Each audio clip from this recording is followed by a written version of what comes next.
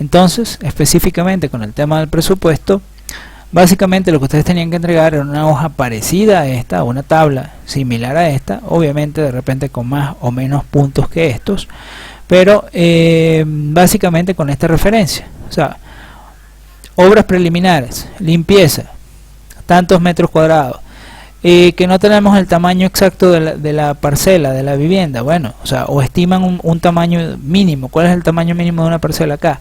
200 metros cuadrados, o en su defecto lo que mide la vivienda, 13 por 5, 13 por 7, y eso es la cantidad. Entonces, aquí tienen un precio referencial que ustedes pueden considerar, ajustar o subir o bajar dependiendo del criterio, y ya con eso tendrían una referencia de precio. Faenas, por ejemplo, un espacio mínimo para un pequeño baño o algo durante el proceso de la construcción, eso también tiene un precio referencial. Lo que es trazado y replanteo, cuánto cuesta, y así sucesivamente. Con el tema de obra gruesa hay muchísimas inquietudes, veo que hay muchísimas dudas con respecto al tema, tanta discusión con respecto a las columnas, a las vigas, que si son muy grandes, que la cubierta. Les reitero, van a encontrarse con obras de todo tipo. O sea, si tienen la fortuna de trabajar en obras, y en obras diversas, obras internacionales, o con jefes de otros países, pues seguramente se van a encontrar con tecnologías o características muy distintas a lo que están acostumbrados.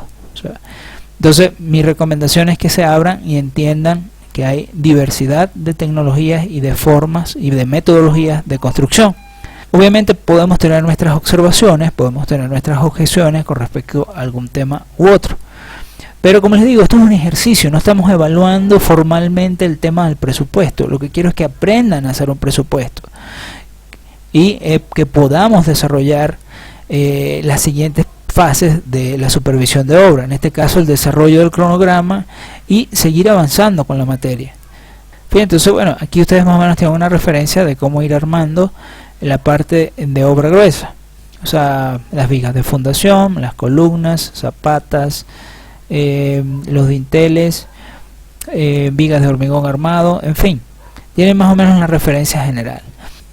En el caso de los IPN, bueno, simplemente sería computarlos de manera general, o sea, cuántos metros lineales hay, tomando como referencia todas las piezas que aparecen en el plano, y luego indagar más o menos un precio referencial, y sobre eso multiplicarlo por la cantidad de piezas, y eso sumarlo, en este caso, al precio de una losa alivianada con tabelones cerámicos, como en este caso que tenemos aquí.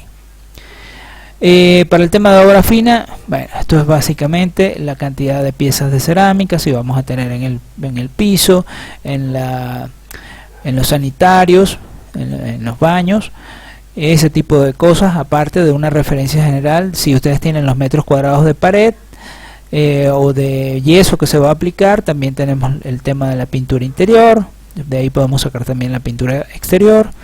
En fin, esto básicamente es trabajo rutinario, no hay mayor complicación con respecto a eso.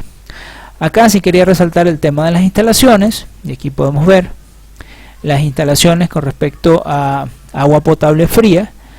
Fíjense que está clasificado por 3 elementos básicos: colocación de medidor de agua por pieza, una pieza; colocación de tubería de PVC, en este caso el suministro es de media, ahí podría ser de media o de 3/4, pero bueno, vamos a considerarlo así, de esquema 40, por metro, cuántos metros se requieren, y con eso ya ustedes tienen una estimación de precio. Aparte de esto, tenemos la colocación provisional del tanque. Bueno, esto es opcional, esto lo podrían omitir, y simplemente el tercer punto, el más importante, instalación de agua potable fría por punto. Entonces la cantidad de puntos que se requiere ya está establecido. Con respecto al agua caliente, la misma situación. Tenemos en este caso la colocación del termotanque, una pieza, y también tenemos la instalación del agua potable caliente por punto. Entonces por punto, el precio por punto y la cantidad. Aquí importante En caso de que tengan algún tipo de duda, por qué el precio, por qué esa referencia, etcétera, etcétera. Aquí estamos hablando de provisión y colocación. O sea, yo estoy suministrando el material más la mano de obra. ¿Ok? Entonces, instalaciones sanitarias. Todo lo que corresponde a drenajes. Tuberías de 2 pulgadas, tuberías de 4 pulgadas por metro. Ustedes computan esa cantidad. Aparte de eso, tenemos una cámara de inspección de 60 por 60. Aquí hay dos. Ustedes van a tomar en cuenta una en base al diseño que yo les estoy proponiendo. Si fuera otro el recorrido, de repente se requieren dos, por ejemplo. Colocación de inodoro, de tanque bajo. Aquí está la pieza, está el suministro también de las piezas. Así que eso también les ayuda a tener un presupuesto más exacto. Aquí está el lavamanos. Aquí bidet y accesorio, esto lo podemos eliminar. Aquí está la ducha, aquí está un lavaplatos, aquí está una lavandería de hormigón armado, que es la batea del área exterior, y la colocación de rejillas de piso. En este caso creo que tenemos dos en ese diseño, pero podrían ser tres.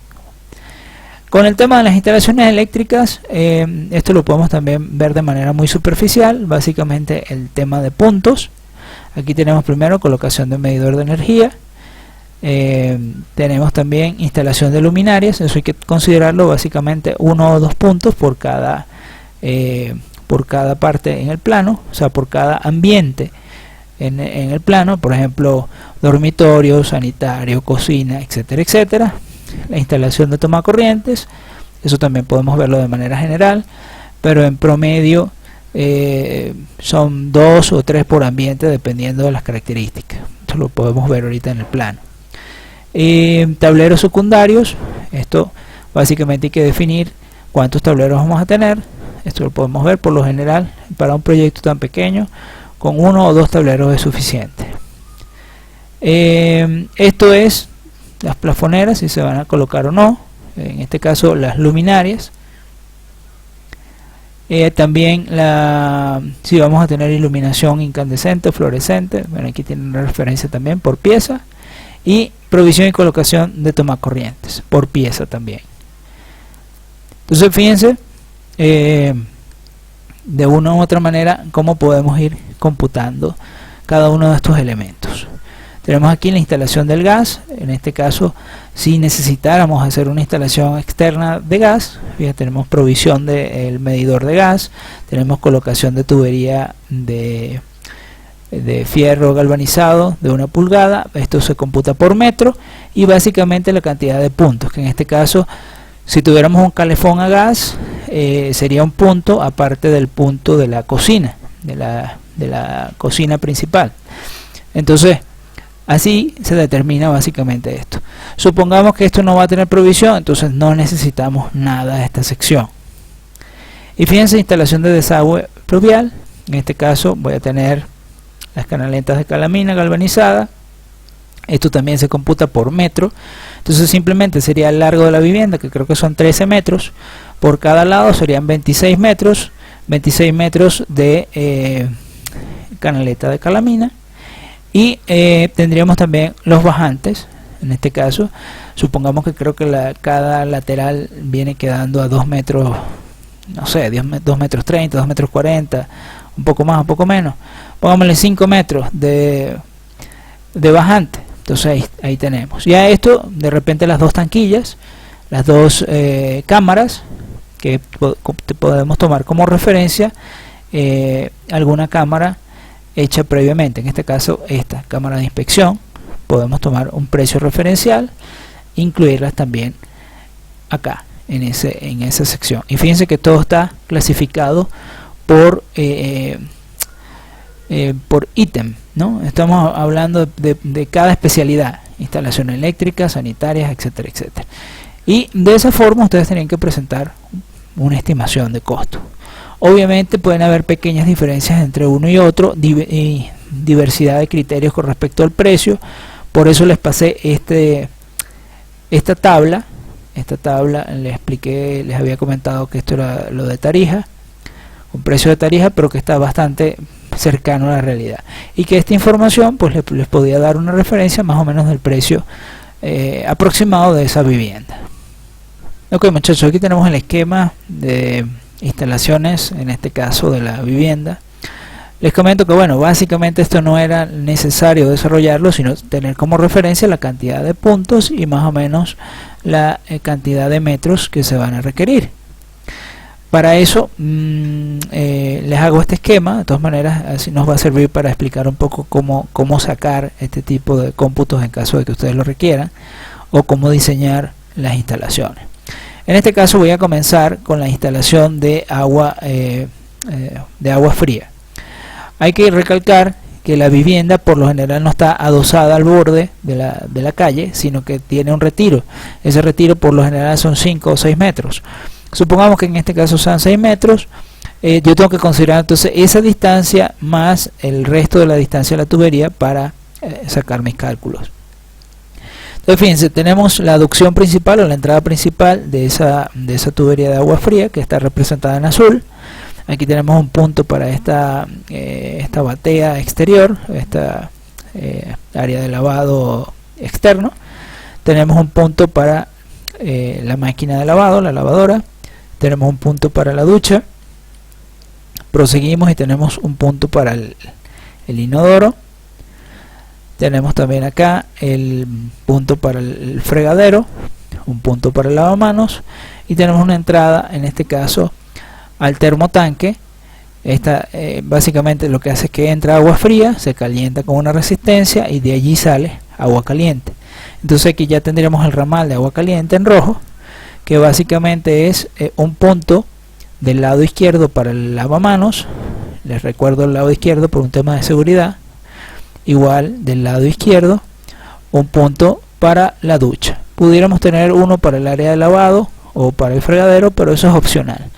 Así que con este esquema básico ya podemos resolver o definir que está resuelto el tema de las instalaciones de agua. Fíjense algo, obviamente esto es un esquema, esto se supone que debería venir por pared, pero como hay columnas acá, lo más sensato es venirse por el piso, lo más próximo al borde de la pared, y de allí todas las instalaciones entrarían por pared, pues básicamente. Pero sería más o menos el esquema de cómo hacer la disposición o la distribución de esa tubería de agua. Con respecto al tema de drenaje, ¿okay? O lo que son aguas servidas en este caso, aunque esto es un esquema que está establecido con referencias en ángulos de 45 grados, más o menos podemos interpretar lo siguiente. Vamos a tener un ramal principal de 4 pulgadas, ¿sí? Un ramal de 4 pulgadas que es el que va a ir hacia la calle. Ese ramal principal de 4 pulgadas recoge básicamente el inodoro y al centro piso o a la rejilla de piso que vamos a tener en este punto. Acá de repente ustedes por observación me dirán que los puntos de agua del lavamanos y de la ducha por lo general van a la rejilla y de ahí van para acá. Eso es válido, está bien, lo pueden computar de esa forma. Aquí yo estoy simplemente haciendo un esquema de 45 grados que básicamente sería eso, un ramal de 4 pulgadas principal, se colecta en 4 pulgadas el inodoro y todo lo demás a 2 pulgadas.